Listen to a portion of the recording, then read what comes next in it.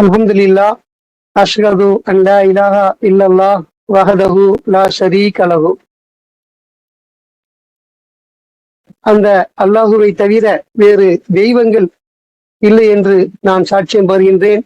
நாம் வழிபடக்கூடிய அந்த அல்லாஹ் ஒருவராகவும் தனித்தவராகவும் இணைகள் அற்றவராகவும் யோகபித்த அதிகாரத்திற்கு உரிமை உள்ள ஒருவராகவும் இருக்கின்றார்.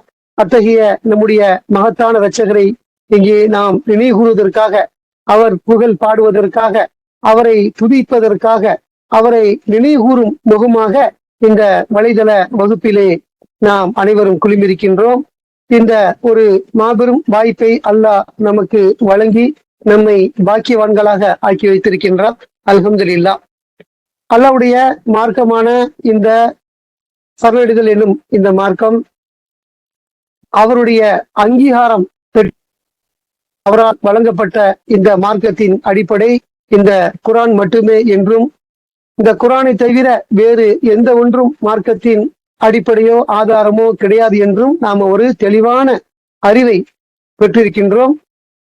நாம் ஒரு புரிந்து கொள்ளுதலை அடைந்திருக்கின்றோம். அதற்கு அல்லாஹ் நமக்கு அருளும் கிருபையும் செய்திருக்கின்றார். அல்ஹம்துலில்லாஹ். அந்த வகையில நாம தொடர்ச்சியா என்ன செய்யறோம், இந்த குர்ஆன்ல இருந்து சின்ன சின்ன சூறாக்கள்ல தொடர்ச்சியா பார்த்தோம். அந்த வரிசையில் இன்னைக்கு நாம இன்ஷா அல்லாஹ் சென்ற வாரம் 104 பார்த்தோம். அவருடைய தொடர்ச்சியா முந்திருக்கக்கூடிய 103 பிற்பகல் அல் அஸ்ர் என்று சொல்லக்கூடிய ஒரு சூறாவுல ஒரு 3 வசனம் உள்ள சூறா, எல்லாருக்குமே மனப்பாடமா இருக்கக்கூடிய ஒரு சூறா, வல் அஸ்ரி அப்படின்னு தொடங்கக்கூடிய ஒரு சூறா. அந்த சூறாவுடைய வார்த்தைகள் இருந்து நாம அல்லாஹ் நமக்கு எதனை கற்றுத்தர நாடுகின்றாரோ அதில் நாம கற்றுக்கொள்வோம். அல்ஹம்துலில்லாஹ். அவுது பில்லாஹி மினஷ் ஷைத்தானிர் ரஜீம். சூரா 103 பிற்பகல் அல் நஸ்ர். முதல் கடவுளின் பெயரால் அல்லாஹ் மீது மிகவும் அருளும் கருணையும் உடையவராக இருக்கின்றார். அதை நம்ம தொடர்ச்சியா நம்ம அதை அனுபவிச்சுட்டு வரோம், அதை நாம உணர்ந்து கொண்டு வரோம். அவருடைய அருளும் கிருபையும் இல்லைன்னா நாம கதை எப்போ முடிஞ்சிருக்கோம். அல்ல அது மாதிரி இல்லாம நம்மள ஒரு வாய்ப்பு கொடுத்து நம்மளை ஈடேற்றத்திற்காக, நம்மளை மீட்டுக் கொள்வதற்காக ஒரு விலை மதிப்பற்ற மாபெரும் வாய்ப்பை அல்ல நமக்கு வழங்கி இருக்கின்றார். அந்த வகையில் நாம மிகவும் அவருடைய கருணைக்கு உரியவர்களாக இருக்கின்றோம். அல்ஹம்துலில்லாஹ். அப்ப இந்த முதல் வசனம் பிற்பகலின் மீது, வல் அஸ்ர். நம்ம அரபில அந்த வார்த்தையை பயன்படுத்துறோம். ஒவ்வொரு தொழுகைக்கும் ஒவ்வொரு நேரம் இருக்கு. இதோட தலைப்பு பிற்பகல், அதாவது காலங்கள் நேரங்கள்ல நிறைய இருக்குது. நம்ம நிறைய வார்த்தைகளை பயன்படுத்துறோம், நமக்கு தெரியாத தருணங்களும் நிறைய இருக்குது. காலை, மாலை, இரவுன்னு சொல்றோம் இல்லையா? அதே மாதிரி அதிகாலையும்போம், அதுலே நம்ம வைகரையும்போம், நிறைய பிரிப்போம். ராத்திரி கூட நடுநிசி இரவும்போம், நடு ராத்திரியும்போம், ஜாமம் சொல்லுவோம், மாலைன்னு சொல்லுவோம், அது அந்தி பொழுது அப்படிம்போம், இந்த வேலினுடைய தன்மையை பொறுத்து. அது மாதிரி நிறைய வார்த்தைகள்ல நம்முடைய காலங்கள் இருக்குது. காலங்கள்ல பல இருக்கும்போது அல்லாஹ் இங்க ஒரு காலத்தை குறிப்பிட்டு சொல்றாரு, பிற்பகல், ஆஃப்டர்நூன் அப்படிங்கிற ஒரு விஷயத்த அல்லாஹ் நமக்கு சொல்றாரு.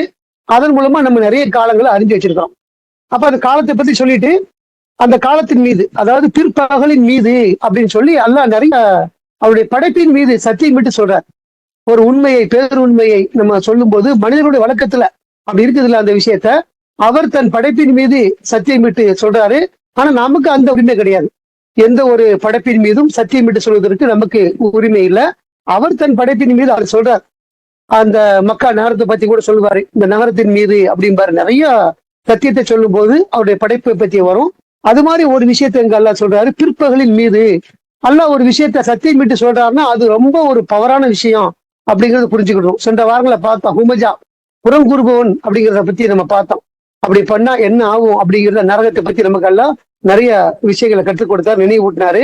அது மாதிரி ஒரு முக்கியமான விஷயமா இந்த பிற்பகலின் மீது அப்படின்னு சொல்றாருன்னா, ஒரு விஷயத்த சொல்ல முன்னால இதன் மீது சத்தியமாக அப்படின்னு சொல்லி அல்ல நமக்கு ஒரு சில விஷயங்களை சொல்லித்தராரு.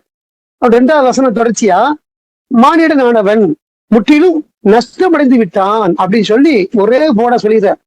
ஒட்டுமொத்த மனித சமூகமும் எப்படி இருக்குதுன்னாக்கா நஷ்டத்துல இருக்குது அப்படிங்கிறார். மனித சமூகத்தை பத்தி சொல்றார். நமக்கு தான் டெஸ்டிங் இருக்கு. மானிடனானவன் நம்மளை பொறுத்த வரைக்கும் ஒட்டுமொத்த ஆணும் பெண்ணும் சேர்ந்ததுதான் மானிட இனம். நிறைய இனங்கள் இருக்குல்ல, நம்மளுக்கு விலங்குகள் சொல்றோம், பறவைகள் சொல்றோம், ஊர்வனன்னு சொல்றோம், அசையும் உயிர், அசையாத உயிர், பயிர்கள்னு நிறைய நம்ம உயிர்கள் இருக்குது. அதுல நஷ்டத்துல யார் இருக்கிறா அப்படின்னாக்கா மானிடனை பத்தி, நம்மளை பத்தி நமக்கு நல்லா சொல்றார். நீங்களும் எப்படி இருக்கிறீங்க அப்படின்னா மாபெரும் நஷ்டத்துல இருக்கிறீங்க அப்படிங்கிறது முதல்ல சொல்றார். அதுக்கப்புறம் அவங்களுடைய பின்னால சொல்றாரு யார் இருப்பாங்க இருக்க மாட்டாங்கிறது பின்னால நமக்கு அதை சொல்றாரு, பார்ப்போம். ஆக நஷ்டத்துல இருக்கக்கூடிய மக்கள்ல ஒருத்தர் நம்ம இருந்துடக்கூடாது அப்படிங்கிறதுக்கு தான் நாம் என்ன செய்யறோம், அல்லாஹ் வழிபடுவதில் முதன்மையா நம்ம இருக்கிறோம். அவருக்கு எந்த இனி வழிபாடு செய்யக்கூடாது அப்படிங்கிறதுல நம்ம குறிப்பா அதை நம்ம பார்க்கிறோம். அல்லாஹ்வை வழிபடாததன் மூலமா நஷ்டம் அடைஞ்சு விடக்கூடாது அப்படிங்கிறத நம்ம கவனமா இருக்கிறோம். எப்பவெல்லாம் வாய்ப்பு கிடைக்குமோ அப்பமெல்லாம் நம்ம அல்லாஹ்வை வழிபடுவதற்கு முற்பட்டு கொண்டே இருக்கிறோம். அவரு நம்மளை தூண்டுறாரு நல்லது செய்வதற்கு, தீமையை தடுக்கிறாரு. அதனுடைய அடிப்படையில முடிஞ்ச வரைக்கும், இயன்ற வரைக்கும் அதை நம்ம தவிர்த்து வாழ்வதற்கு ஏன் ஆசைப்படுறோம்னா நாம நஷ்டத்துல பெயரக்கூடாதுங்கிறதுக்காக தான். நஷ்டம்னாலும் இந்த உலகத்துல கூட சில நஷ்டம் வரும். சில நஷ்டத்தால ஆடு வரும், உத வரும், அல்லது ஒரு வலி வரும், ஒரு வியாதி வரும். இதெல்லாம் இந்த உலக நஷ்டங்கள். அதுங்க நம்ம அனுபவிப்போம், அதோட முடிஞ்சிடும். அது பிரச்சனை கிடையாது. நம்ம மரணம் வரைக்கும் தான் அந்த நஷ்டம் இருக்கும். தொழிலா இருந்தாலும் சரி, வருமானம் இருந்தாலும் சரி, வேலை சரி, எல்லா விதமான நஷ்டங்களும் அல்லாஹ் சொல்றாருல, நம்முடைய பயிர்கள் மூலமா நஷ்டத்தை கொடுப்பேன், உயிர்கள் மூலமா கொடுப்பேன்னு சொல்றாரு பாருங்க, ஒரு நஷ்டத்தை கொண்டு. அப்படி நிறைய நஷ்டங்கள் நமக்கு இந்த வாழ்க்கையில உலகத்துல இருக்கும். அது இந்த உலகத்திலேயே முடிஞ்சிடும். அது நமக்கு பிரச்சனை வரும் போகும், கால சுழற்சி இருக்கும், பெருசா இருப்போம், சிறுசா மாறுவோம், பல விதமான காட்சிகள் நம்ம அனுபவிச்சுட்டு இருக்கோம். அந்த நஷ்டத்தை பத்தி இந்த உலகத்துல முடியக்கூடிய ஒரு நஷ்டம், மரணம் வரைக்கும் தொடரக்கூடிய ஒரு நஷ்டம். ஆனா அல்லாஹ் இங்க குறிப்பிடக்கூடிய நஷ்டம் எது அப்படின்னு சொன்னா மறுமையில் உள்ள நஷ்டம். இந்த நஷ்டத்தை நம்ம அனுப்பிச்சோம்னு சொன்னா எந்த காலத்திலும் மீள முடியாது. அதுக்கப்புறம் எந்த வாய்ப்புமே கிடையாது. இன்னொரு முறை எங்களை திருப்பி கேட்கல, நாங்கள் பார்த்து விட்டோம், கேட்டு விட்டோம், திருப்பி அனுப்புவதற்கு சொல்றாங்கல்ல, இப்போ இன்னும் மூக்கினும் நாங்கள் உறுதி அடைஞ்சு விட்டோம் சொல்றாங்க. அங்க போயிட்டு அதுக்கு வாய்ப்பே இல்லை. எந்த அளவுக்குன்னு சொன்னா ஊசியின் காதிலே ஒட்டகம் நுழையும் வரைன்னு சொல்றார். நரகத்துக்கு போயிட்டோம்னா, தீர்ப்பு வழங்கியாச்சுன்னா, மறுமை அடைஞ்சிட்டோம்னா அதுக்கு இன்னொரு வாய்ப்பே இல்லை அப்படின்னு. ஊசியின் காதில ஒட்டகம்னா ஊசிங்கிறது என்னது, மெல்லிசா இருக்கக்கூடியதான் ஊசி. ஒட்டகம் நுழையிற அளவுக்கு பெரிய ஊசி செஞ்சு அதில் காது வைக்கிறது ஊசி கிடையாது. ஊசி நம்ம படுத்துறோம் நம்ம. ஒரு துணி தைக்கிற ஊசி, அல்லது ஒரு கோணி ஊசி, அல்லது டாக்டர் ஊசி. ஊசியில பல விதம் இருக்குது. அந்த எல்லா ஊசியுமே எப்படி இருக்கணும், ஒரு தைக்கக்கூடிய அளவுசா இருக்கும். அந்த ஊசியினுடைய ஓட்டையில ஒரு நூலை விடுவதற்கு அதோட மெலிசா ஒரு ஓட்டை இருக்கும், அதுதான் ஊசி. அப்ப அந்த மிருகங்களே ஒரு பெரிய மிருகத்தை எல்லாம் சொல்றாரு. அப்படி ஊசியின் காதில ஒட்டகம் நுழையும் வரை அந்த நரகத்திலிருந்து வெளிவருவதற்கு வாய்ப்பே கிடையாது. இந்த இன்னைக்கு திரும்புவதற்கு வாய்ப்பு கிடையாது. அங்க போயிட்டோம்னா வாழ்வோ சாவோ, அங்க கூம்பீகா காலிதீன் என்றென்றும் நிலைத்திருப்பார்கள் சொல்றாரு. நீங்க சொர்க்கத்துக்கு போனாலும் சரி, நரகத்துக்கு போனாலும் சரி, நிலையான வாழ்க்கையை அடைவீங்க, ஒருபோதும் திரும்பி வர மாட்டீங்க அப்படின்னு நம்ம அறிஞ்சிருக்கிறோம். அப்ப அந்த மாதிரி நஷ்டத்தங்களை நமக்கு நினைவுபடுத்துறாரு. உலக நஷ்டங்கிறது வேற, மறுமை நஷ்டங்கிறது வேற. அது நம்ம எவ்வளவு கவனமா இருக்கணுங்கிறதுல நம்ம அழுத்தம் நமக்கு சத்தியமிட்டு சொல்றார். முற்பகலின் மீது, பிற்பகலின் மீது. முற்பகல்ங்கிறது வேற இருக்குது, இது பிற்பகலின் மீது. அது லொகர்னு வரும். நம்ம தொழுகையில பயன்படுத்துறோம் அந்த வார்த்தைகள் தான். ஃபஜ்ருங்கிறோம், அது விடியற் காலை. லொகருங்கிறோம், அது முற்பகலு. அசருங்கிறோம், அது பிற்பகலு. மகரிப்புங்கிறோம், சூரிய மறைவுப்பான அதுக்கு பிறகு சொல்லக்கூடிய ஒரு தொழுகை. இஷாங்கிறோம், அது இரவு தொழுகைன்னு நம்ம பயன் சொல்றோம். அந்த வார்த்தையில ஒண்ணுதான் இது அசர் அப்படிங்கிற ஒரு வார்த்தை. அப்போ மீது சத்தியமிட்டு சொல்லக்கூடிய அளவுக்கு ரொம்ப முக்கியத்துவம் வாய்ந்ததா இருக்குது மனிதனுடைய நஷ்டம். அந்த நஷ்டத்திலிருந்து பாதுகாக்கணும்னா என்ன செய்யணுங்கிற ஒரு சூட்சுமத்தை அல்லாஹ் நமக்கு சொல்லி கொடுக்குறாரு. உண்மையிலே படைத்தவரை தவிர வேற யாரும் கற்றுக் கொடுக்க முடியாது, நம்ம அறியக்கூடிய முடியாது. நம்ம படிப்பதற்கு எளிதா இருக்கும். நம்ம டெய்லி படிக்கிறோம், ஹக்கீமு சலாவாத்து சக்கா அப்படிங்கிறோம், தொழில் நிலைநாட்டுங்க, நன்னறி செய்யுங்க அப்படின்னு சொல்லிட்டு இருப்போம். அதனுடைய தாத்பரியம் என்ன அப்படிங்கறது புரிஞ்சுக்கிடணும். அதை படிச்ச மாத்திரத்திலேயே அப்படியே கடந்து போகாம எந்த அளவுக்கு அல்லாஹ் நமக்கு அதை சொல்றாரு அப்படிங்கிறத புரிஞ்சுக்கணும். இந்த நஷ்டத்தை இருந்து காப்பாற்றணும்னா அதற்கான ஒரு வழிவகை தான் இந்த 3வது வசனம் சொல்றாரு. நம்பிக்கை கொண்டு இவங்களை தவிர சொல்றாரு. இந்த நம்பிக்கை கொண்டவங்களை தவிர, நல்லறம் செய்யறவங்களை தவிர, அப்படின்னு வரிசையா அந்த லிஸ்ட் இருக்குது. இந்த 3வது வசனத்தை எல்லாத்தையும் எல்லாம் சொல்லி முடிச்சிருவாரு. நம்ம அதான் பார்க்க போறோம் இன்ஷா அல்லாஹ். ஆக அதை தவிர மற்ற எல்லாருமே நஷ்டத்தில் இருக்கிறாங்க அப்படின்னு சொல்றாரு. அப்ப நாம் எப்படி இருந்தா நஷ்டப்பட மாட்டோம் அப்படிங்கிறதுக்கு தான் இந்த 3வது வசனம் சொல்றாரு. நம்பிக்கை கொண்டு அப்படிங்கிறார். நம்பிக்கை கொண்டா என்ன, கடவுளை நம்பிக்கை கொண்டு, அல்லாஹ்வை நம்பிக்கை கொண்டு. அதுக்கு அடுத்து நன்னறியான ஒரு வாழ்வு நடத்தி, நம்பிக்கை உண்டா மட்டும் போதாது, நன்னறியான வாழ்வு நடத்தணும். அதுதான் அவனுடைய அடையாளமே. நான் நம்பிக்கை கொண்டிருக்கிறேன் சொல்றது மேட்டு இல்ல. நரகவாசி கூட இங்கேயே சொல்றான், அவனுக்கு சொல்றான், கடவுள் நம்முடைய இந்த காரியத்திற்காண்டி தண்டிக்க மாட்டாருன்னு சொல்றான். நினைக்கிறான் அந்த வசனம் பார்த்து தெரியும். நம்முடைய இந்த காரியத்திற்காக கடவுள் நம்ம தண்டிக்க மாட்டாருன்னு ஒருத்தன் சொல்றான்னா அது எந்த அளவுக்கு நம்பிக்கை வச்சிருப்பான் கடவுள் மேல. அவர் சொல்ல நரகத்துல நம்பிக்கை வச்சிருக்கான் இல்லைங்க, அதனாலதான் புரியுது அவனுக்கு அந்த விஷயம். இதுக்கெல்லாம் தண்டிக்க மாட்டாரு ஏன் சொல்றான்? அவன் நரகம் அவன் அறிஞ்சு வச்சிருக்கிறான். கடவுள் சொல்லிட்டு உண்மை சத்தியம் அறிஞ்சு என்னன்னா செயல்படலை.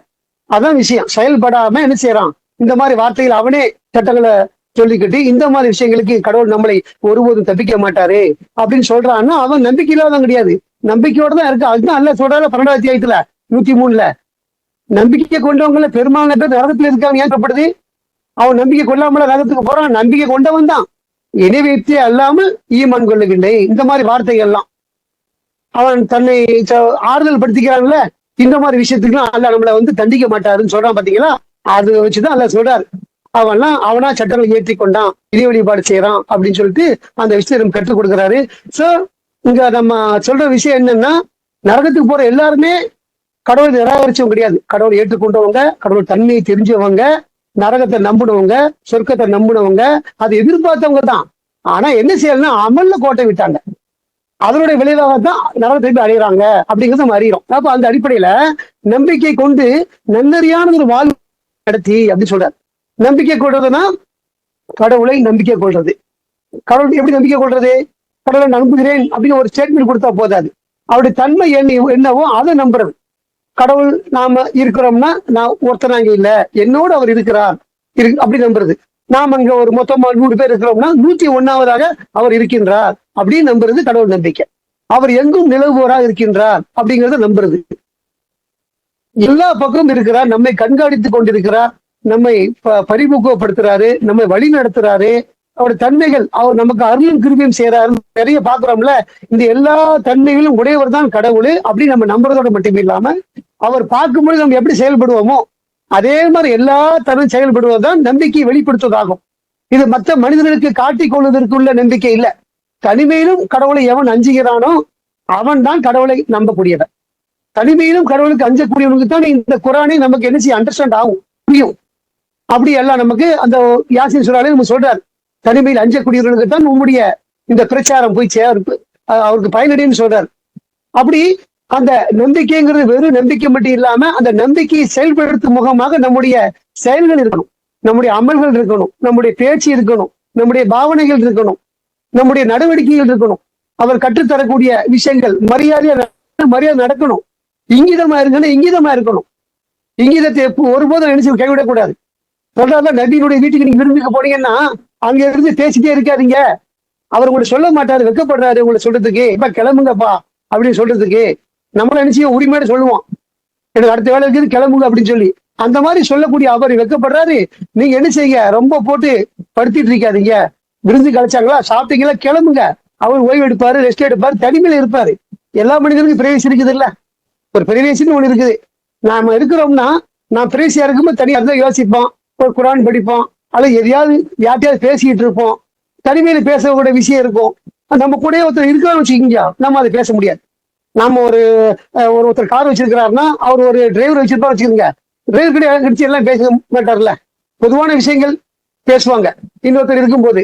ஆனா குடும்ப விஷயங்கள் பேசும்போது பேச முடியாது. அப்ப அந்த இடத்துல என்ன செய்வாங்க, தனித்தனி விரும்புவாங்க. அப்படி அவங்க அதை விரும்பும் பொழுது நாம அதை புரிந்து கொண்டு நடக்கணுங்கிறதுக்கு அல்ல என்ன சொல்றாரு, இங்கிலீஷத்தை பத்தி சொல்றாரு. நீங்க சாப்பிட விருது அழைச்சா போங்க, சாப்பிட்டா கிளம்பிருங்க அப்படின்னு. இது பல இங்கீதம் இருக்குது. குரான் சலாம் சொல்றது பத்தி இங்கீதம் இருக்குது. இதெல்லாம் நம்பிக்கையின் வெளிப்பாடு. ஒருத்தர் உங்களுக்கு வாழ்த்து கூறினால் நீங்கள் அதை விட சிறப்பா கூறுங்கன்னு சொல்றாரு. சலாம் அலைக்கும்னா வலைக்கும் சலாம் வரஹ்மத்துல்லாஹி சேர்த்துக்கலாமா, வலைக்கும் சலாம் சொன்னா சமமான ஒண்ணு. அவர் சொல்றது திருப்பி சொல்றோம். அப்போ அதுக்கு அதோட சிறப்பா சொல்லுங்க, அல்லது சமமா ஒண்ணு சொல்லுங்கன்னு சொல்றாரு. நம்ம சலாமுன் அலைக்கும் சொன்னா வலைக்கும் சலாம்னா சமமான ஒண்ணு, வலைக்கும் சலாம் வரஹ்மத்துல்லாஹி வரகாத்துஹு சேர்த்து சொன்னா அதோட சிறந்த வார்த்தையாக வாழ்த்தாக நம்ம சொல்லணும் அர்த்தம். இதெல்லாம் என்னவா இருக்குது, இங்கீதமா இருக்குது. சாதாரண நம்ம ஒருத்தர் சந்திக்கும் போதே என்னங்க சுகமா இருக்கீங்களா அப்படின்னு கேட்டா ஆமான்னா அது பதில் முடிச்சு. ஆனா அது இங்கீதமா கேட்டா இங்கீதம் கிடையாது. திருப்பி நம்ம அவரை கேட்கணும், அதான் இங்கீதம். நீங்க நல்லா இருக்கீங்களா, நீங்க சொல்றாருல, ஒரு வாழ்த்து கூறப்பட்டால் நீங்க மறுமொழி அடிங்க, நீங்க பதில் சொல்லுங்க. அதே மாதிரி சொல்லுங்க, சிறப்பா சொல்லுங்கன்னு சொல்றாருல்ல. அதே மாதிரி நாம நினைச்சு நான் அவங்களும் விசாரிக்கிறேன், நீங்க சோமா இருக்கீங்களா அப்படி திருப்பி கேட்கிறோம். திருப்பி அவர் கேட்பாரு, வீட்டுல குடும்பத்தார கேட்பாங்க, வீட்டுல பயன்படுத்துறோம். குடும்பத்தார கேட்கும்போது வீட்டுல எல்லாரும் சோமா இருக்காங்களா அப்படின்னா ஆமா. அதுக்கு அடுத்து நம்ம தொழிலை பத்தி கேட்பாங்க, வியாபாரம் எப்படி இருக்குது.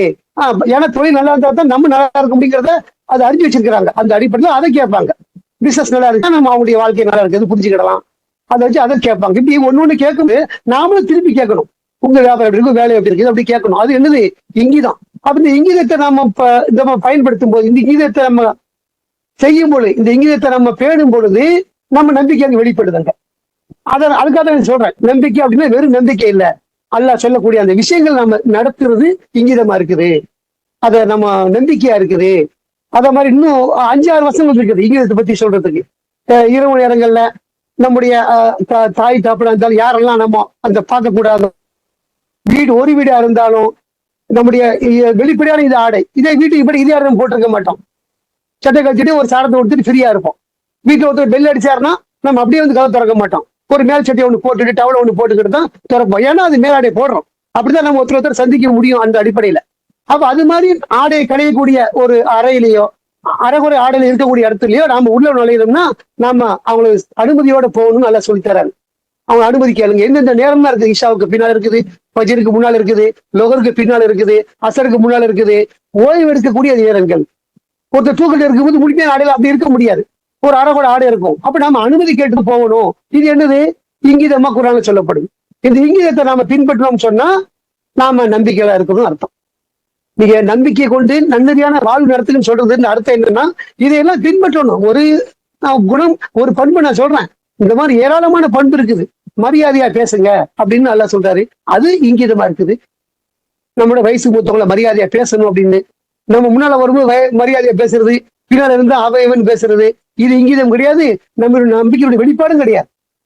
அப்ப நம்ம நம்பிக்கை கொண்டு லிஸ்ட்ல இருந்துகிட்டு நாங்க தவணைஞ்சவங்க, நாங்க சப்மிட்ரு, நாங்க இஸ்லாம் பின்பற்றுறோம், அல்லாஹ் கட்டுப்படுறோம் அப்படின்னு சொல்லிட்டு இந்த மாதிரில கோட்டை விட்டோம்னு சொன்னா அது நம்ம நம்பிக்கையினுடைய அவநம்பிக்கையினுடைய வெளிப்பாடு ஆகிட்டோம்.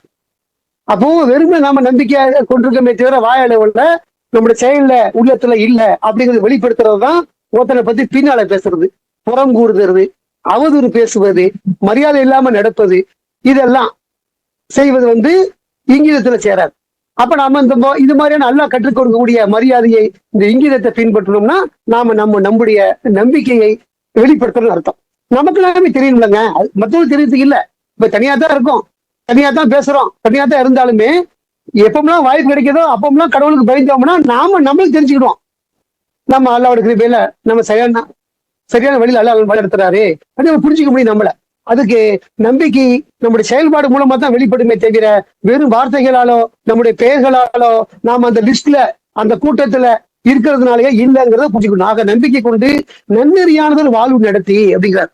இதெல்லாம் நன்னறியான வாழ்வு நடத்துறதுல இதெல்லாம் வந்துடும். ஒரு விருந்தோம்பலா இருந்தாலும், ஒருத்தர் விரும்பி உணவளிக்கிறது, தர்மத்தை விரும்பி கொடுக்கிறது, அனாதைகளை ஆதரிப்பது, உண்மையை பேசுவது, சரியான நபரா இருப்பது, நேர்மையை கடைபிடிப்பது, இப்படின்னு ஏராளமான கட்டளைகளை எல்லாம் நம்மளுக்கு கொடுத்திருக்கிறாரு.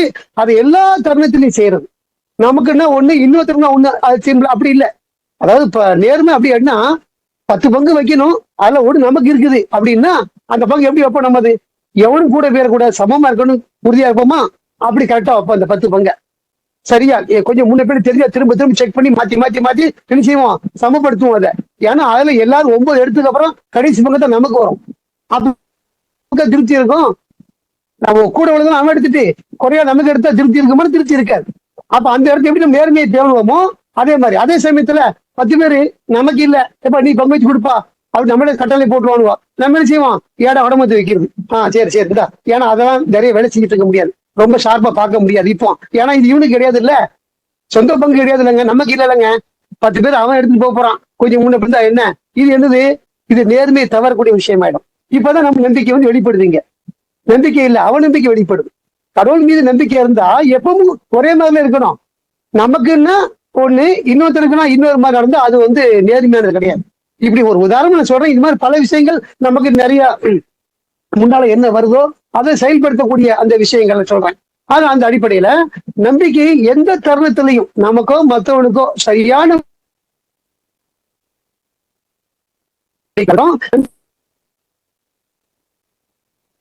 அந்த வாழ்வு நடத்தி கொண்டு சத்தியமாறு அப்படி சத்தியத்தை ஆதரிக்குமாறு ஒருவரை ஒருவர் துண்டிக் கொண்டும்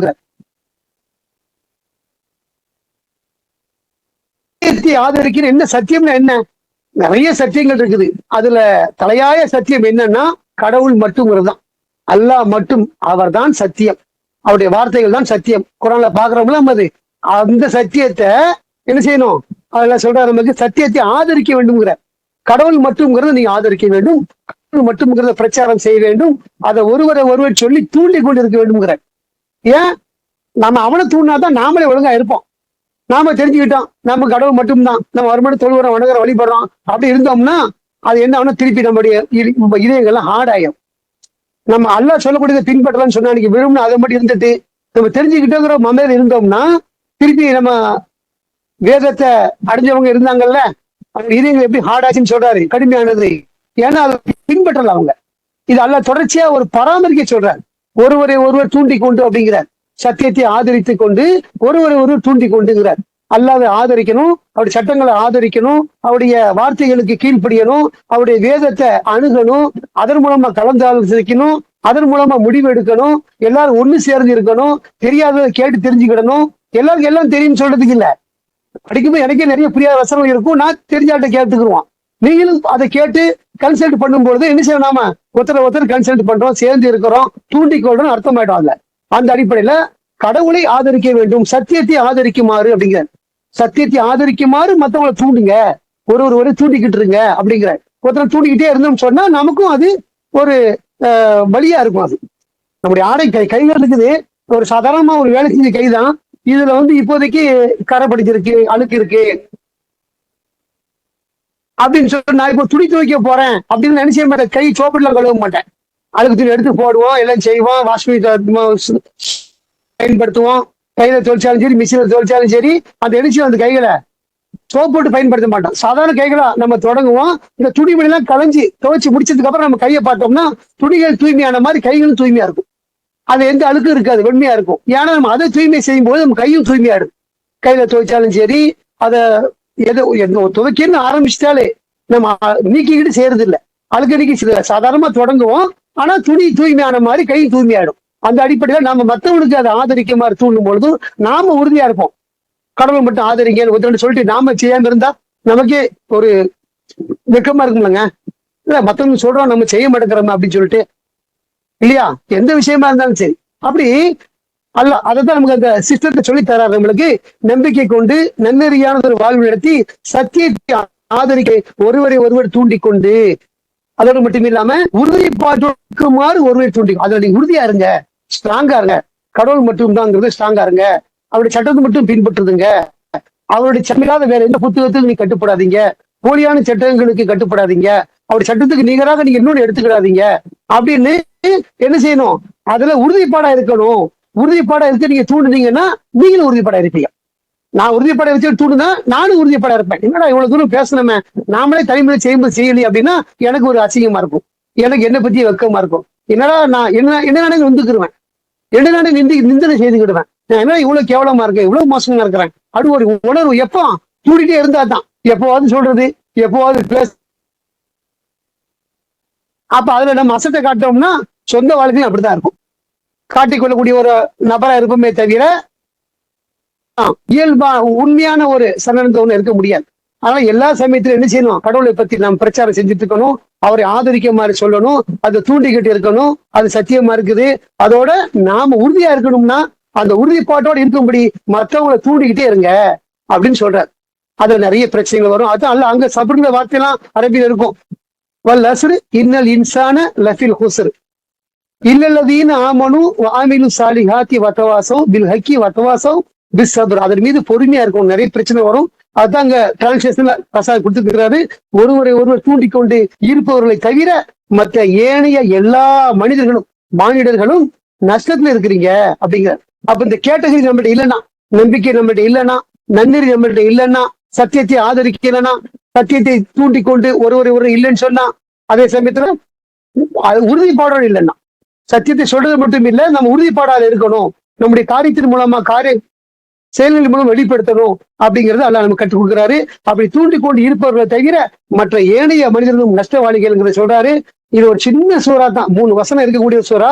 ஆனா அதுல ஏராளமான உள்கருத்துகள் இருக்குது. நாம தொடர்ச்சியா இன்னும் பார்ப்போம். அல்லாஹ் நமக்கு இன்னைக்கு எதை கற்றுக் கொடுத்தாரோ அதை செயல்படுத்துவதற்கு அவர் தான் அருளும் கிருபையும் செய்யணும். பேசிட்டோம், இதான் உண்மை ஹக்குன்னு, அதை செயல்படுத்தணும்ல, அந்த தாக்கத்தை அல்லாஹ் தான் நமக்கு தரணும்.